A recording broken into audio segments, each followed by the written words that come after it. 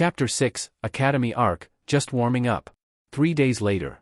During lunch break at the academy, all the students from the various classes scattered themselves throughout the entire quad to catch their breath. They had taken a whole day of grilling from their teachers, particularly the ones from Irika's class. In spite of the fact that they had already completed 90% of the exams so far, their teacher wanted to make sure that all of the work he had put behind them had been thorough, and made sure of this by tirelessly putting them through their paces not only on the practice courses but also in the bookwork. The majority of the study for this particular day was on Bunshin, this being the final exam required for them to graduate and become shinobi. But it was still some days away. Every able student was looking forward to the final test with an equal amount of confidence flowing through all of them.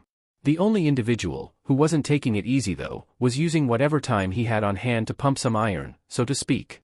Naruto had called Yim over to meet up with him at the school during his break so that they could continue on with the next task she had planned for him, which was learning how to use the long pole. The traveling martial artist had noted earlier that her apprentice had passed all of her preliminary tests, everything to do with technique and form of spring chant. These were the foundation stones required for him to then build upon through, not only continued practice, but improvement.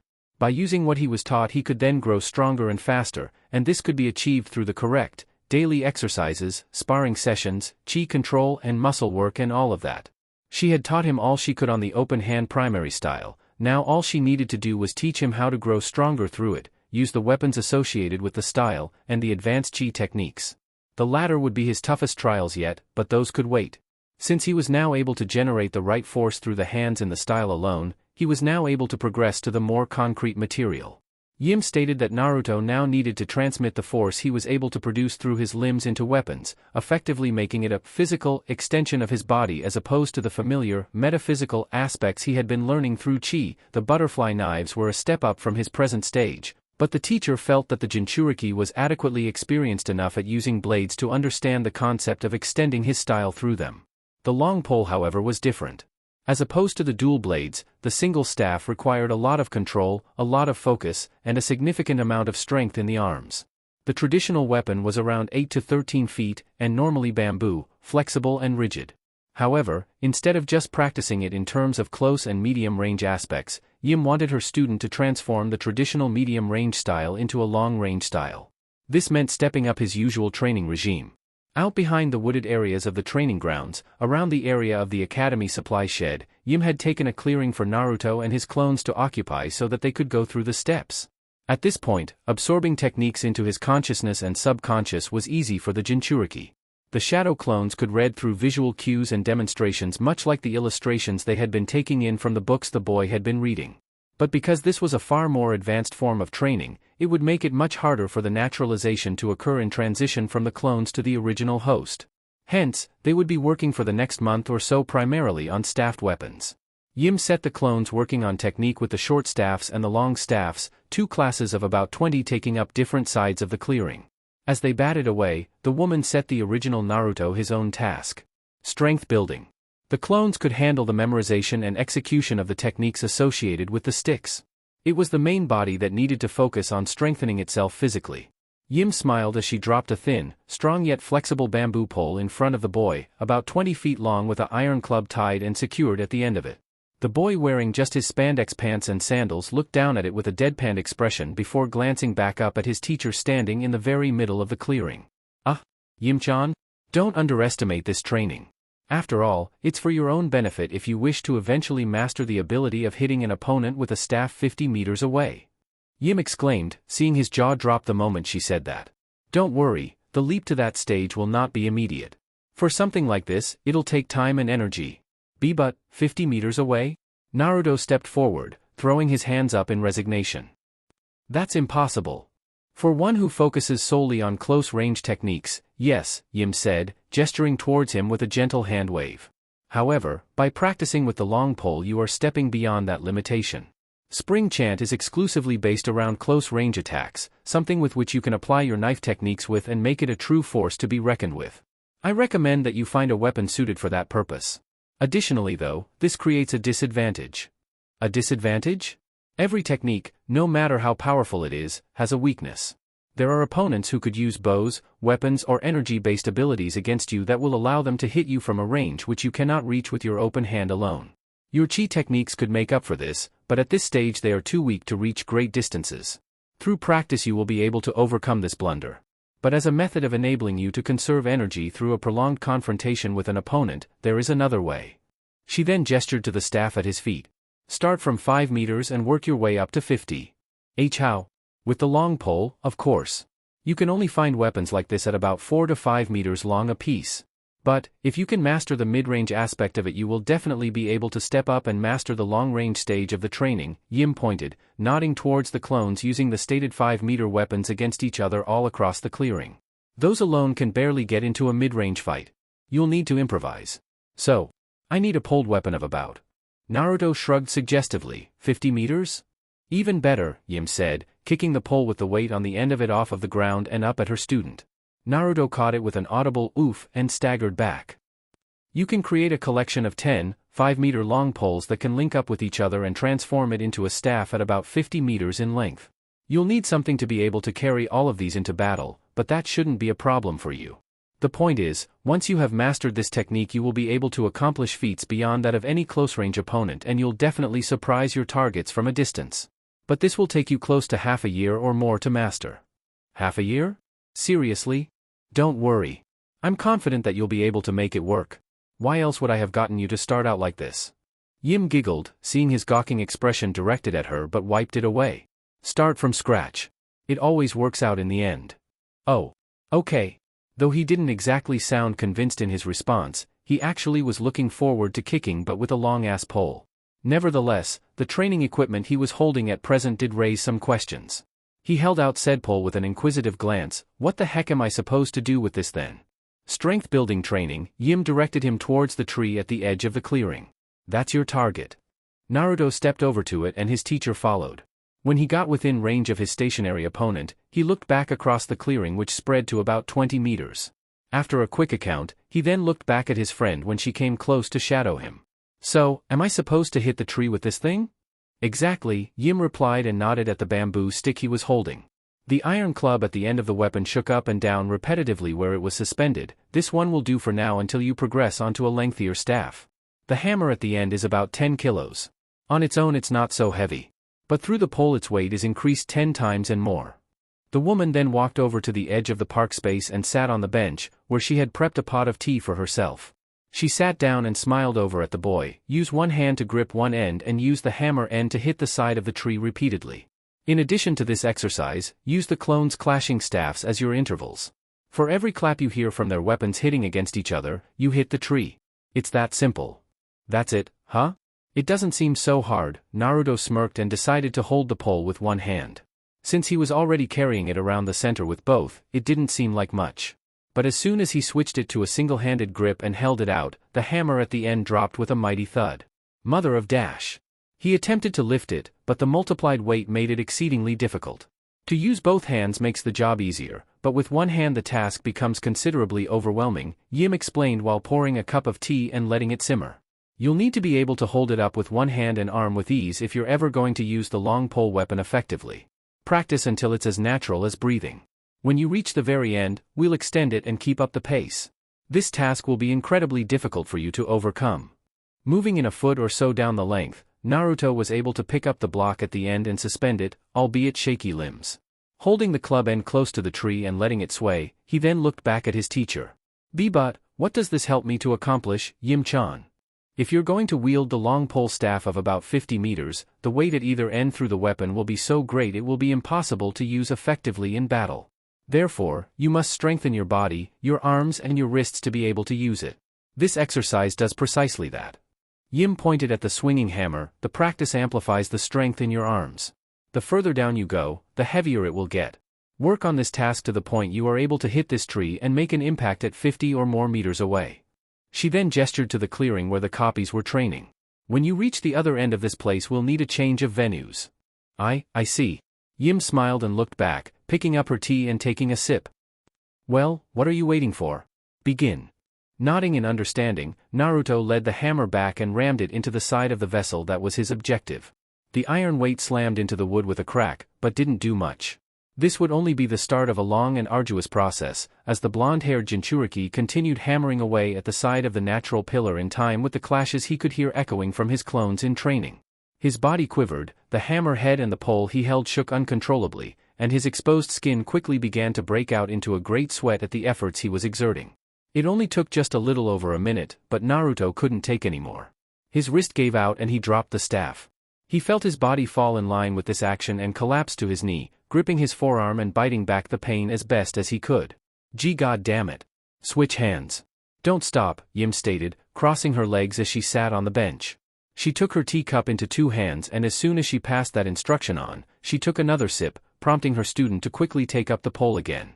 He wasn't going to disappoint. This was a technique he had to learn. There was no way in all the shinobi nations he was going to be beaten by an exercise he just started. The boy led on, ramming the hammer of the pole repeatedly into the tree with his other hand, albeit with great difficulty. It was all written on his face and by the way he telegraphed his stance. Unlike all the other exercises he had been put through, chi meditation, chi manipulation, balance, shadow sparring, form sessions, practice sessions directly with his teacher, chakra meditation, chakra control, clone training, strenuous workouts and taijutsu training, they were just stepping stones leading up to the bridge that was this task. It didn't take long for muscle strain to kick into his next hand and he collapsed, clutching his stinging wrist. Panting heavily, Naruto gritted his teeth and switched hands again, going back to the one that was already throbbing in pain. Yim smiled as she watched her student continue at his exercise. She lowered her cup in order to better oversee his practice and the practice of his clones. This will keep him occupied for the next couple of months. XXX. That afternoon? Ichiraku's ramen. My wrists, my poor wrists. Naruto whimpered, blowing on his aforementioned cuffs just below his hands while his hot bowl of miso ramen simmered away in front of him, untouched. Yim on the other hand was enjoying her meal, meticulously picking up delectable squid from her seafood-flavored noodle dish and savoring every bite. The rosy red cheeks she wore indicated just how much she was enjoying her dinner.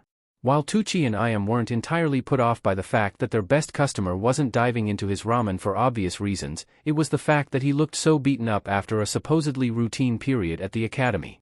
It was breaking into night now and he looked as though he had been through the worst day of his life. Never had they seen him come into their store looking the way he was. And that wasn't even the worst part. His complaining over his wrists hurting wasn't at all exaggerated. He had worked so much on his exercises the entire day with Yim that they had gone black like they were bruised. It was a cringe-worthy sight, no question. Seeing him still crying on about his pretty useless limbs, Tucci decided to throw him a bone. Being the supportive restaurant owner that he was, he dropped 2 bags of ice and a few bandages in front of him. The boy looked up in confusion when he saw the items deposited next to his meal. There you go, kiddo, the old man laughed, tipping his hat to him. I can tell when a youngster like you has really been putting his foot down, and by that I mean through hard work. Unlike all those other years I've seen you in here prior to the final exams at the academy, I've never seen you like this. You must be working yourself to the bone. Naruto grinned back, gently slipping one of the bags over his arm and sighing in relief. Thanks a lot, Gigi. It's really a big thing for me right now, you know. Really, I owe all of my good marks to my good friend Yim-chan. He grinned over at the woman, who smiled back while also gently patting him on the shoulder. Blushing at her affectionate gesture, the Jinchuriki glanced back around at a beaming Tucci and an awing Iam. She's been helping me out so much.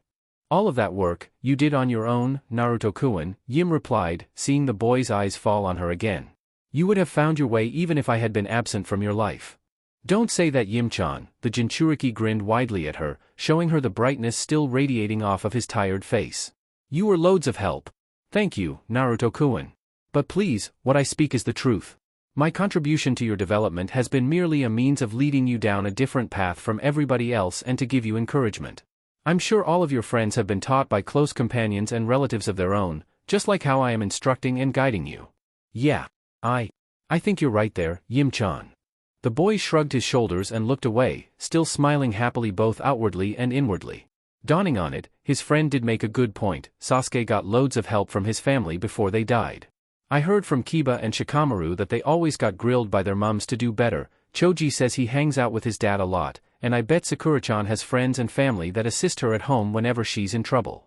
They had their families to help them, and Naruto had Yim. Wait. Not just her. He had Iruka-sensei, Tucci, Iam, Shiho-chan, Shikamaru, and Choji. Really, they were perhaps some of the only people he could think of that he could count on the most. He couldn't ask for anything more than that. Oh yeah, and Tenten. He was beginning to wonder when she was gonna call on him for that promised spar. After wrapping the ice packs around his throbbing wrists, Naruto then decided to start on his dinner. He giggled excitedly, beginning at the soup and working his way down. The balance and consistency of his ramen had rarely changed over the course of his comings and goings of the restaurant over the years. Though Tucci had surprised him many times by changing the broths ever so slightly to test his senses on certain occasions, he always appreciated the old man's hard work. Hell, he could definitely praise Ayam for her talents with the wok, board, spatula and basket whenever she made him her noodle specialties. To him, they were both the best at their jobs. This is fantastic, Naruto exclaimed, grinning up at the pair behind the counter gazing over at him. There's nothing like a hot bowl of broth and noodle to brighten up my afternoon. You guys are awesome, Databayo. I bet you treat this like an art form. It's just second nature, Tucci chuckled at the boy, seeing him slurp up noodles like he was breathing air. When you've been making ramen for as long as I have, you'll be able to recite every single recipe step by step from the top of your head and make it while blindfolded. You don't do that, do you, Gigi? Naruto asked inquisitively, make ramen blindfolded. Nope. He doesn't, Ayam interjected, nudging her way past her father and gently elbowing him in the gut. The older man winced and rubbed his stomach area sheepishly, I make sure of it. Last time he tried, while he was dicing fish cakes he ended up cutting the power cord to the grinder and electrocuted himself. Good thing a shinobi was in the bar at the time to resuscitate him when he lost consciousness. Not an event I was particularly proud of, Tucci joked, still rubbing his stomach, but good times just the same. Next time I'll have to do blindfolded tasks in a classic kitchen space and not a contemporary one filled with appliances. It's good to learn from your mistakes, Naruto grinned, thumbing his chest. I've learned from all of my mistakes and I still do, because I make so many and they're different each and every time. But hey, life is an adventure. You're bound to hit potholes. Now, what reason existed in this universe that he could possibly have to make him feel so proud of that statement? Well, for one, it was the truth. Secondly, he has proven thus far in his life to always pick himself up even from his more stupid errors and he never allowed any of them to get to him. Thirdly, he'd learned a lot of what to do and what not to do depending on the type of situation he was presented with. It was this very fact that made him so good at a lot of things, pulling pranks on high-level shinobi and practical exercises.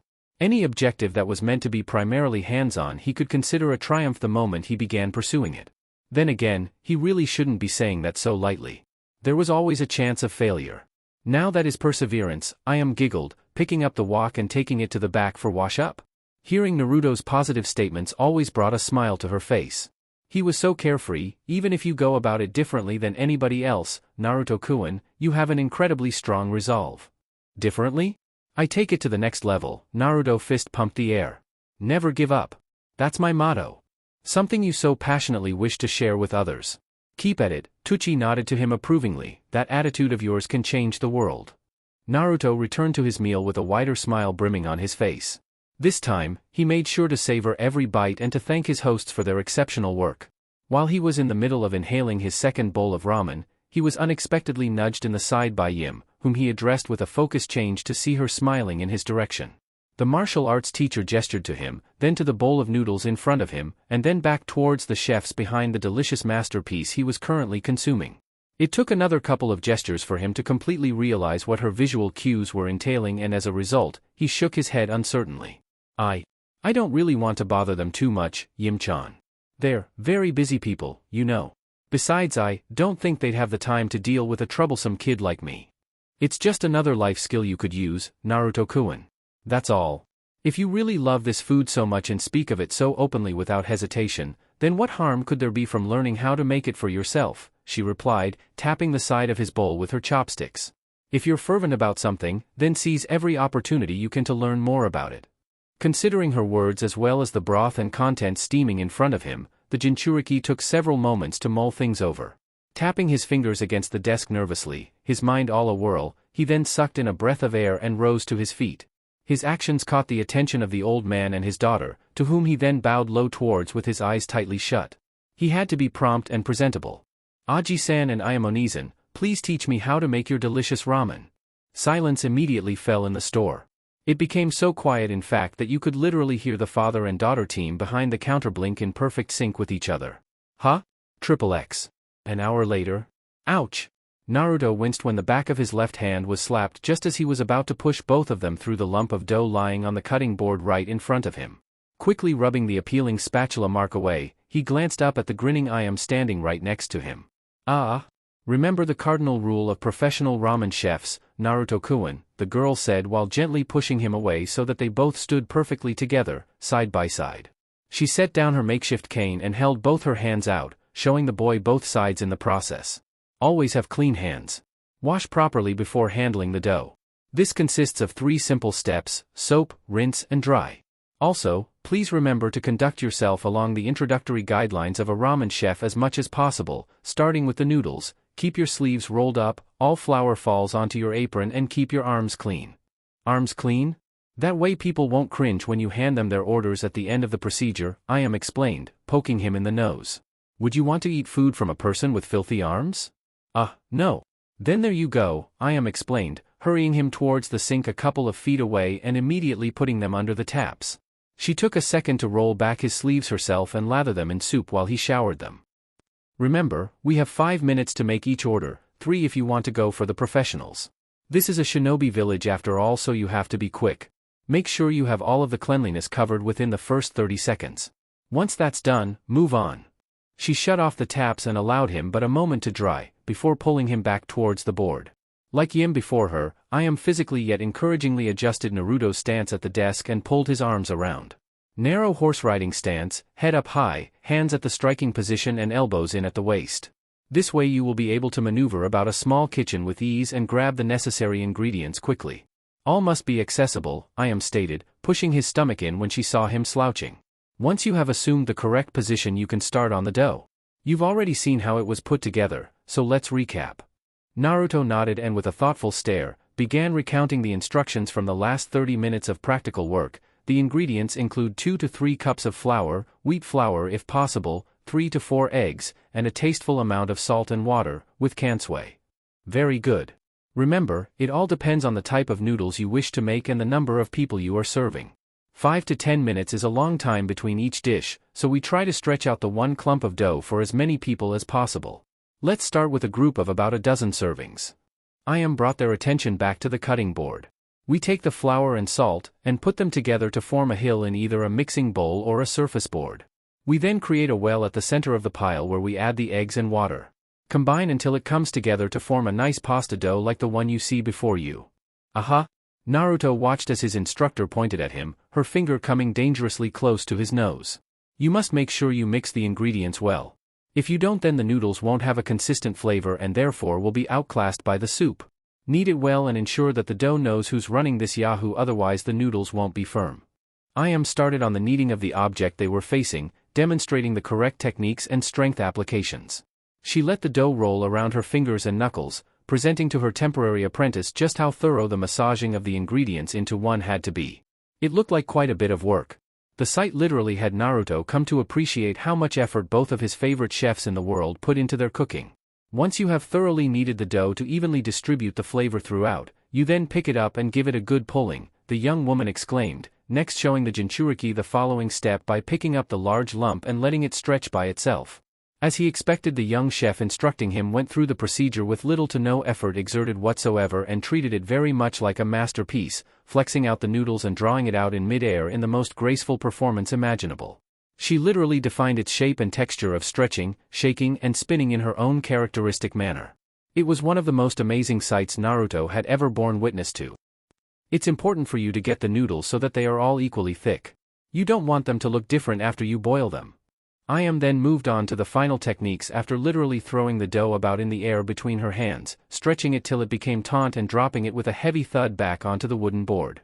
Current chefs would normally let the noodles rest for the next 30 minutes before putting it through the angel hair fitting of the pasta disperser, she explained, seeing Naruto give her an intent and inquisitive stare. She then smirked and thumped the center of her chest proudly. But we are chefs in a shinobi village. We don't have time for dawdling. That is why we have perfected our dough molding techniques so that we can skip that stage. The blonde squinted in a distressed manner to her instructions. Okay, now this was really starting to get complicated. No joke. How did Tucci and Ayam do this day in and day out? This is hard. Naruto whined, his posture deflating. Stop whimpering, you baby. We haven't even gotten to the hard part yet, I mused in a very motherly way. She collected the dough she had dropped and began twirling it.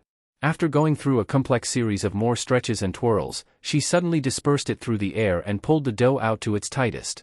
It became almost elastic-like as she waved it about, with Naruto observing as the dough flipped, stretched, intertwined, and then suddenly separated itself into numerous strands in one strain.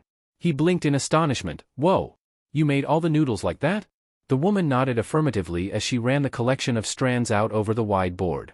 She drew a cleaver and began to cut up the lengths of noodles into disconnected bunches. My father sticks to traditional ramen making techniques, able to create the noodles without the use of a pasta machine.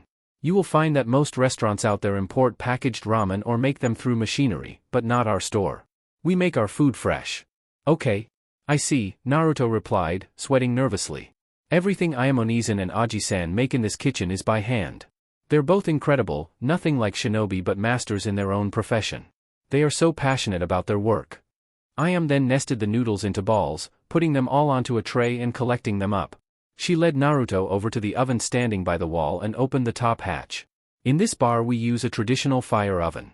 We flash fry the noodles and let them cool for a minute or so, plenty of time to get the other aspects of our orders down. She put the collection into the grill station and switched it on, with the jinchuriki watching from the sidelines as the base heated up and the walls of the chamber began to thoroughly cook the batches of twisted noodles. Remember, every order is different. It takes another year on top of the dough molding techniques to learn how to perfect the dispersion of ingredients, therefore I'm just going to show you how to make miso and tonkatsu ramen tonight. Ah, really? Naruto gulped when he saw her smile. This is gonna take a lot of effort. And continuous effort. Tucci laughed from his place by the doorway, having watched the entire commotion with much amusement. When he saw Ayam and Naruto turn to him he pointed over his shoulder. After all, we have waves of customers coming and going every single day. What do you expect, Tucci? Your stuff is the best, Naruto grinned at the manager watching him work, before turning back to face Ayam with a smile. So, what's next? I'm glad you asked, Naruto-kun, the young woman replied, rolling up her sleeves. It's time to make the soup. This takes a lot of practice to perfect, but it shouldn't be too difficult to create as just a simple, home-cooked meal. Since you're a shinobi and a fast learner, instead of a whole year, I'm gonna turn you into an adept ramen chef in just a few days. Ah, really? Yup. So let's get cooking. XXX. 5 days later. Academy training grounds? Impressive. In all good conscience, Irika had the right to feel proud of himself and his students as he stood on the sidelines and timed each individual's progress. He smiled as he watched Naruto literally hurdle every obstacle laid out before him of the course with ease and at a record-breaking rate. To put it into words, the jinchuriki was literally letting his natural parkour side loose, kicking ass all the way through. While the rest of the class watched from the observer's space in stunned silence at how well and easily the blonde was negotiating every obstacle with his hands and feet alone, Naruto was having the time of his life. Attacking the awkward and randomly spaced stepladder that appeared before him, Naruto clambered up it and crouched on the top in a cat-like manner. Taking a leap of faith, he grabbed hold of the monkey bars and navigated across, performing a variety of flips along the way. Still not touching the ground, he then swung himself towards the rope and abseiled across, landing on the narrow platform and moving on. Step by step he crossed the pillars and then jumped towards the wall. Using the grooves in the spaces of wood he clambered up and perched on the top, before leaping down to ground and barrel rolling to cushion his impact. He continued on unhindered. All those years of dodging ANBU, Chunin and people of all walks of life following every one of his various prank escapades had really paid off for him in the long run. Out of his entire class, Naruto was the fastest and most coordinated at tactical retreats, hiding and working out obstacles. He could perform all of these like the steps he took to walk. That was how easy it came to him. It was one of the things he could really count on to save his life. When he crossed the finish line seconds later after starting, Irika timed him and looked down at the watch. He had to shake his head to confirm that he wasn't reading the numbers displayed to him incorrectly. At the same time a lightly panting Naruto came to stand alongside his instructor. So? How did I do, Irika-sensei? Naruto grinned, recovering quickly. Why, you finished a 2-minute obstacle course in less than half that time, the scarred adult exclaimed, looking down at the grinning Jinchuriki. Incredible. How the heck do you do that, Naruto? It's all second nature to me, the boy exclaimed and rubbed the back of his head sheepishly. You could call it a life choice. A chibi version of him inside of his head gave the audience a cool style thumbs up. Aha. This was all because of you constantly running away from tuition officers, right? Irika shot him an amused grin, to which Naruto laughed at. The rest of the class gave him a deadpan look. How he could consider that a proud accomplishment no one knew. Same old Naruto. You know me, I can never sit still, the Jinchuriki snickered. Yes, I know. Past performances aside, I want to see you do that again, Irika stated, recording Naruto's current time and filling out a blank slot specifically for him. Resetting the stopwatch, the Chunin then smirked at his student. Get through the entire obstacle course and finish close to your already existing time, and I'll let you have the rest of the day off. The teacher looked over at the other teenagers crowding on their side of the field, all of them staring at the blonde incredulously. Even those who were more prone to keeping to themselves were giving him a challenging stare. The others may need to touch up if you've set a new standard for a runner. All right then, sensei. I accept your challenge, Naruto stated and adjusted his goggles slapped over his forehead. His sleeve slipped down his arm a little, allowing the Chunin a glance of a strange bruise ring around the boy's wrist. At first the man felt about inquiring into the strange mark, but after the boy lowered his arm and it covered itself in his jacket sleeve once more he simply disregarded it. Irika smiled at him and nodded the child back over to the starting line. Get ready. Right. Naruto jogged on over, not wanting to waste any more time than he had to. Once he was prepped and ready at the gate, Irika blew the whistle and the boy was off, leaving a cloud of dust in his wake. He definitely established a new way to start off a run of an obstacle course at the academy, getting down on his hands with his feet dug into the soil like an actual sprinter going for the 100 meters. The boy turned the whole thing into a game that only he found enjoyable. The other students though were knackered by the time they got to the other end after running their whole thing full pelt, including the normally emotionless Shino. He's not even tired and he's going again, Ino shook her head as she watched Naruto expertly cross the tire pit. He's such a stamina freewo, now that's some fancy footwork. No kidding, Sakura exclaimed, seeing him now beginning to scale the tightrope. He was like an orange blur with a yellow top. This ordeal turned out to be as much of a head-turner as his taijutsu examination. Wow. He's fast. Yeah, Ino giggled when she saw the boy suddenly navigate the tightrope in his own, original way, performing a flip and conducting the rest of it on his hands. What a show-off. He's making this whole thing a walk in the park. While Irika was watching quietly from his end amidst the chatter and comments of the class, he felt a familiar presence join him at his side and turned to see Mizuki standing right next to him. The white-haired man smiled at his fellow instructor as the activities went on. Yo, Irika. What's up? Hey, Mizuki. Not much. You skipping out on your teaching duties or do you have free period now? The scarred Chunin asked, turning back to the field to refocus on his student. I'd hate to think that you're purposefully skinning minutes off of your shifts because you're wasting away at that desk of yours and want to get out some more. Negligence like that won't look good on your record, you know. His friend scoffed, yeah, and I'd hate to think that you're still not getting that paper cut on your face checked out. It won't heal if you don't stop picking at it. Ah, touché. The two Chunin chuckled, eyes trailing after the youngster effortlessly bounding over every object laid out before him in his path all the way around the track. Progress aside, Naruto was really covering his challenges in the most stylish ways imaginable. If gracefulness in combat were incorporated into the curriculum then he'd definitely get first place for that too. You don't need to worry about me, mate. I just let the youngins have a lunch break from their lectures. Of course, I also wanted to come out here to see how my best friend was doing and to check up on my other students' progress, Mizuki exclaimed, placing his hands on his hips and nodding his head when he saw the Jinchuriki execute an extremely versatile move on the scales platform. The class emitted an impressed and audible chorus of murmurs at the sight whereas the newly arrived instructor whistled, not bad. Yes. He's very spry for a bean sprout, Irika chuckled. It was a well-known fact that Naruto Uzumaki, in spite of his age and lifestyle choices in contrast to many others, was at least an inch or so shorter than a lot of the other students in his class, particularly the boys. You couldn't argue against it, it was quite a noticeable trait. Seconds after that brief interjection, Irika and Mizuki followed the youngster across the finish line, with the overseer calling the time on the run. The Chunin smiled and re-recorded it as a footnote on his existing sheet. Out of curiosity, his companion craned his neck over to stack up the list himself and to check on the score that the blonde, bubbling ball of energy was able to achieve. Well?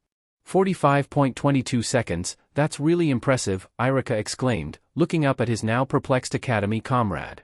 He's actually setting new records for this generation and getting times I didn't think he would have been able to achieve without a few years' worth of hard work. I thought you said the boy always failed these kinds of tests, Mizuki stated, not completely buying the whole overachieving come about from a previously well-known underachiever. You wouldn't stop bitching about it in the teacher's lounge. Accounting for the last 2 years he took the same exams, he barely got through them by the skin of his teeth each and every time, didn't he? Yes, but now I know I'm seeing a major breakthrough in his development as a prospective shinobi candidate. Irika grinned and looked over at his orange-clad student. Panting with his hands on his thighs, Naruto was hunched over and catching his breath, the sprint having really taken a bit more out of him than the last one.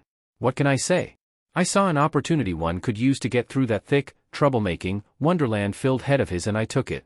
Now, I don't know how, but he's seriously making big leaps in his learning and abilities. Is it, you know? Mizuki nudged his friend in the side, getting his attention. He then made some gestures towards his stomach and counted 9 on his fingers. Because of his problem? Oh, hell no, the Chunin frowned and shook his head at the man.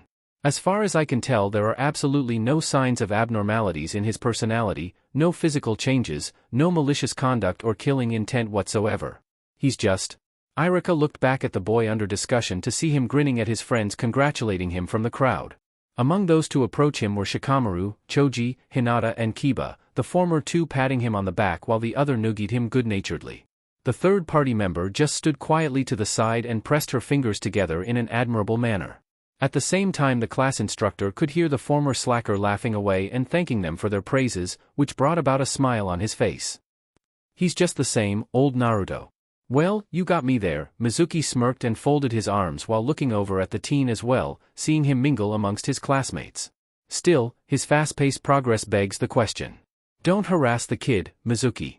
He gets that enough from me. Irika glanced back at the white-haired shinobi and hit him in the arm with his clipboard, but spared a smirk. Besides, I taught him everything important that he needs to know to survive out in the real world. He'll do fine. But Irika, doesn't this seem a little bit strange to you?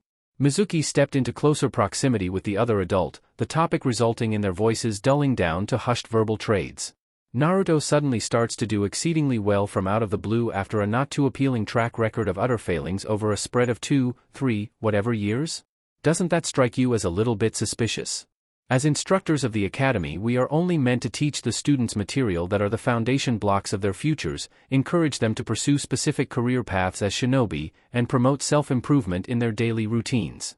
We are not investigators, Irika shot back, his eyes meeting his friends. Stuff like that is left up to the ANBU. But, Irika, Mizuki sighed and rubbed his forehead nervously. His academic history. What counts are the final scores achieved by the students during the exam period, all of which ultimately decides their suitability for positions as potential genin candidates. It is during this period the students are free to show what they have learned over their years at the school and what they have practiced in their off time, and will determine their competence as shinobi, Irika replied, his eyes narrowing. He found this conversation very irritating as his friend seemed to be taking a very biased approach to it concerning only one of his students. If you have a problem with it then I'll talk to Naruto myself. You don't need to get yourself involved in his life if it troubles you so much. But whatever the case may be, I'm still going to pass him. Mizuki frowned and looked away. I still think that is a bad idea. Don't underestimate him, Mizuki. Believe me, I've done that myself more than once and over the past month it's come to bite me back in the face, Irika replied, smirking over at the crowd of students whom Naruto had rejoined and was mingling with his 4 friends. Look, he's earned enough credit from the previous exams to pass anyway, even if he fails the Bunshin test. He's gotten top marks in the Taijutsu exam, the Henge exam, and the Kawarimi exam, and has passed the written exam with high distinction, which I found incredibly surprising. He finished 10 minutes before the allotted time and earned a place as one of the top 5 students in the class in the process. That sounds like definite shinobi material to me. Mizuki looked at Irika with a rather disbelieving look at first. However, after glimpsing the proud smile and twinkle in the man's eyes upon saying all of that, the secondary instructor slowly looked back towards the academy students. His eyes fixated on a laughing Naruto, who had previously been chatting it up with Sakura and failing miserably, and had moved on to instead trade pleasantries with Choji and Hinata respectively. This display seemed to strike a negative chord with Mizuki, but he hid his expressions well enough to force a convincing yet small smile. Damn that brat. Things aren't going as planned at all. I'll need to report this. The white-haired Chunin left shortly after to return to his class, while Irika stayed behind and carried on with the extra-curriculum exercises, calling up the next student to negotiate the course. At the same time, the teacher let Naruto be on his way, with the boy immediately rushing off to Ichiraku's ramen for his primary fuel source. As far as everybody in the group was concerned, they had nothing to worry about. XXX. The following day, late afternoon. As per the usual routine, to take a much-needed break from his shifts between the academy, his training with Yim, and his now part-time apprenticeship under Ayam at Ichiraku's ramen bar, Naruto had gone back around to his balcony perch overlooking Training Field 2 to watch his all-time favorite performance. Though Konoha had an entertainment district and a not-too-frequently mentioned red light district strictly for adults in the backstreets, the jinchuriki found watching shinobi railing on each other down in the ring far more amusing than any puppet show or kabuki play. Although some kabuki performances did possess a certain flair he enjoyed every once in a while, at heart he was still a hot-blooded male growing up as a shinobi. A healthy dosage of violence every so often away from other practiced arts was good for that particular mindset to be developed. The blonde was presently indulging in an instant cup of ramen and a nice pot of tea on the side, as he watched the shinobi down in the field grapple and throw each other around.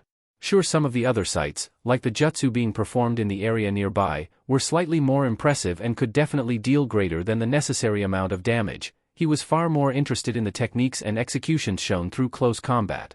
Martial arts wouldn't be called such if it didn't possess forms, styles and movements bearing any relation to the word. It was spectacular watching combatants engage one another in a flurry of actions and maneuvers that simply could not be witnessed in normal, civilized societies. To Naruto, this exhibition was in a league of its own. He wasn't alone to appreciate this, however. On his left he had Yim sitting next to him, appreciating a nice cup of tea as well, and observing the shinobi practicing at the stumps.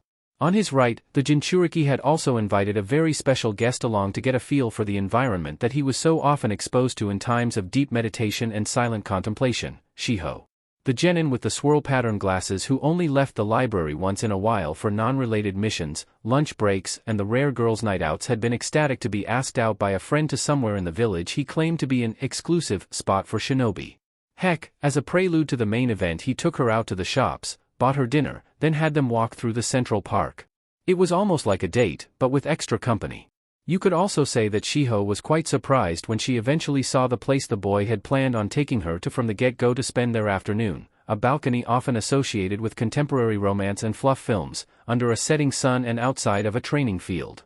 Really, could you call this a date with 3 people? 2 girls and a guy? Hell, give the kid a high five and bonus points for being a player, if you want. But this was strictly friends only.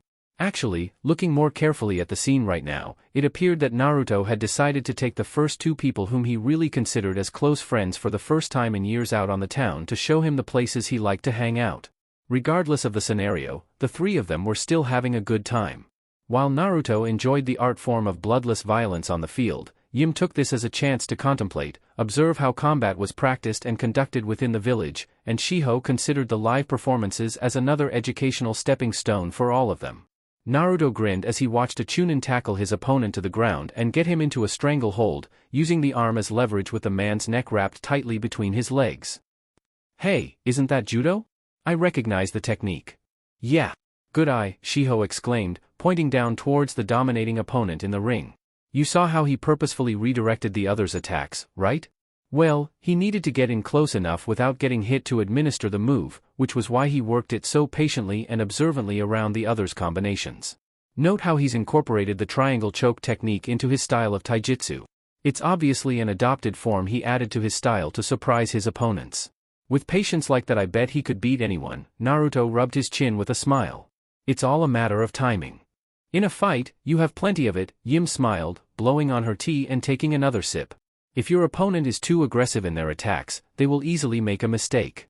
Use that as an advantage to swiftly move in or around to deliver a staggering blow. It is best to fight conservatively than excessively, a method which can gradually turn an impossible fight in your favor. But isn't it good to go all out as well, Yim-chan? Naruto asked, looking over at his older friend curiously. You can overwhelm your opponent with brute force and superior speed if it's one-on-one. It might be a good strategy too, to defeat your opponent as quickly as possible. True, but you must be sure you are able to pull it off. If so, then routinely, Yim stated, setting her cup aside and turning to the boy. With your body, you can adapt. You have the potential to fight at any degree. But it is best that you assess your situation first before taking action. Test your opponent and look out for weaknesses. Well, that's my plan, Naruto smiled and nodded his head. I'll use free, unpredictable and constantly changing movement, speed and technique to surprise my opponents. Mix things up a little. Reasonable. Experiment with it next time you get the chance, Yim exclaimed, patting him on the shoulder. Naruto grinned back and looked over at Shiho to see her smiling at him too. Seeing that her teacup was empty, the jinchuriki refilled it for her, ensuring that she didn't go for the rest of the afternoon without. After which all three of them held up their drinks, clicked them together in a toast and drank. All the while they kept close watch of the field, waiting for any interesting events to take place to spice up the atmosphere. What in the fuck is this? A woman's voice suddenly railed out over the entire field. Oh, this just got interesting, Shiho giggled, earning a puzzled glance from her companion sitting right next to her. Interesting? Naruto murmured. The blonde-haired girl adjusted her glasses and pointed in the direction they suspected the rather free use of the F-word contained within a question came from. The alpha dog has just arrived. Naruto, Yim and Shiho carefully watched the crowd of Chunin standing at the side of the fighting pit suddenly part rather violently when a very angry-looking lady pushed her way through. At first the jinchuriki of the three witnesses had to shake his head in disbelief, wondering whether or not he was hallucinating or something. However, upon closer inspection of the kunoichi who just appeared out of nowhere and onto the field, the boy saw that it wasn't Kiba at all. Indeed, the woman was very feral-looking, had long brown spiky hair, vertical slit-like pupils, elongated canine teeth and nails. She also had red fang markings on her cheeks, markings over her eyes and purple lipstick. She was also wearing the standard Konoha shinobi outfit Naruto noted as common among all Chunin and Jonin of the village's task forces, including those that were training down on the field below, only they didn't have their vests. The kunoichi did. The woman was also accompanied by a large dog. A very big dog, in fact, one that Naruto almost mistook for a wolf on first glance. However, looking at it closely, the dog trailing beside the scary individual was a large husky, with black fur and a white underside. It was missing a left ear and was also wearing an eye patch over its right eye, a very unusual item for a house pet. Upon looking at the two thoroughly for a minute or so, the jinchuriki deduced that they definitely weren't like any ordinary shinobi team. Who is that? Naruto asked, with Yim also taking interest in the new character. That is Tsume Inuzuka, the temporary head of the Inuzuka clan and one of the most well-known specialist Tokubetsu Jonin ranked shinobi of Konohagakure, Shiho exclaimed with a smirk, looking over at her friend. If you've ever heard of the phrase "don't judge your opponent's character by their appearance," I think you can make a bit of an exception for her. On the battlefield, she is as vicious as she appears. And no kidding, the blonde gulped, looking back at Shiho with a nervous glimmer. She kind of reminds me of my Baka classmate Kiba. Well, I wouldn't be surprised. Try not to be alarmed or anything, but that's actually your classmate's mother down there. That? Naruto choked, pointing down at the canine duo. That, she is Kiba's mom? Yup. It was at this the boy grinned rather cheekily. Which one, the bipedal one or the four-legged one? The library girl giggled in light of his joke. Even Yim choked on her tea when it suddenly went the wrong way. It was at this Shiho promptly punched the boy lightly in the shoulder. If she heard you say that, which she probably did from this distance, she'd kill you. But, seeing as that she's preoccupied with her students, I think you're safe for now. She has a bit of a soft spot for certain individuals with good character. Oh yeah, and when I meant by a bit of an exception, I meant that you should treat Tsume as both a serious and respectful woman. She can be pretty nice when she wants to be. I see. And, that dog? Her battle companion, Kuramaru. Dogs are the clan's trademark animal, fighting summons, partners, and the animal their fighting style is based around. Though they're lethal fighters on their own, they're even more deadly when with their fighting partners. Okay. So that's why Kiba always has that puppy with him. The jinchuriki scratched his head, recalling the white mongrel often perched on the teen's head or poking out of his jacket collar. I always thought the idiot had a soft spot for animals, but I've been wrong before. Don't think it's a contract deal. Clan members treat dogs like one of their own. Not only can they communicate with them, but living amongst them for so many generations has given each individual Inuzuka heightened senses of awareness, smell and hearing. That's why they're the best trackers in the village. If one of them gets your scent, you can't lose them, unless you know some stupid spacetime ninjutsu, but anyone possessing those abilities are a long way off in this day and age. Shiho waved a hand, giggling. Yeah, and I bet if an Inuzuka corners you they will tear you to shreds. When I fought Kiba about 5 months ago during taijutsu practice, he roughed me up quite a bit, but even back then it was close to dead even. It's not that easy to bring me down, Naruto groaned and rubbed his shoulder. But damn. That last clawed strike he caught me with really cost me. Those scars didn't heal for days. At least he got him back in the exam. He could consider that a noteworthy accomplishment. You should be careful. There are many clans in this village who have deadly fighting styles you ought to keep your distance from, the Inuzuka in particular. Out of this entire village their clan has the most aggressive fighting style. So I've noticed before. If we're lucky enough, we might even be able to see Ms. Tsum in action tonight, Shiho stated, her glasses flashing when she turned back to watch as the clan's temporary head scolded several of the Chunin frozen at attention around her. Not to mention a platoon of medic Nin if she starts establishing herself as the alpha, again. Naruto grinned excitedly, man. This might turn out to be a great show after all. Yim smiled, still holding her tea up to her lips. Interesting. This may be a good opportunity to observe some more of the skills the warriors of this continent possesses. What a fascinating excursion. Oh, you are all just a bunch of wimps, can't handle drawing a tiny bit of blood during a sparring match. I hope that you are all aware that your enemies outside of this village's walls won't show the exact same courtesy when they're out to kill you, Tsum shouted, roughly pushing one of the Chunin in her way aside and marching right into the middle of the square. With her battle companion coming to sit patiently amongst the observing crowds at her orders, the squads present watched with held breath as the kunoichi took her stand and turned in their direction, arms folded. If you want to get tougher, if you want to get faster, and if you want to get stronger, you have to fight to the point that you're forcing your opponent to fight for their lives. I expect all of you to do just that against each other. Do you maggots understand me? Yes, sensei. Bullshit. I can't hear you. Sound off like you got a pair. Yes, sensei. Out fucking standing. Let's see if any of you have any bite to go with those barks of yours. Tsum yelled, her two hands stretching out their fingers the moment she finished. Every able Chunin nearby flinched when they heard the joints in her fingers audibly crack, even Naruto, who also caught onto it from his sitting distance. For the next few minutes I'll be your sparring partner, your enemy, and your worst nightmare. I'll take you dickwads on 3 at a time. Any volunteers? The Chunin shuffled and looked amongst each other nervously, all 24 of them feeling incredibly small amongst their ranks upon the conclusion of her threats. Clearly, Tsum's theatrics had so much energy put behind every single one of the words she uttered that it literally had everybody scared stiff. Even with the proposition being 3-on-1, several of the more seasoned shinobi amongst the heads present weren't feeling up to an imminent clash with a woman with claws. There were easier ways for them to get killed. After more than a minute's worth of notable hesitation shared amongst the multitude of shinobi, the Inuzuka leader began to think that she had broken them with her harsh declarations alone. But just as she was about to call up for a couple of volunteers herself, 2 people unexpectedly stepped out from the back and into view. The Tokubetsu Jonin's narrow eyes immediately locked onto them. Oh! Naruto blinked, setting down his tea the moment he saw the first answers to the Inuzuka's challenge. The reason for his immediate leap in interest of the situation was that he recognized the 2 Chunin, Kotetsu-sensei and Izumo-sensei. You know them? Yim asked curiously, earning a nod from her student. Yeah.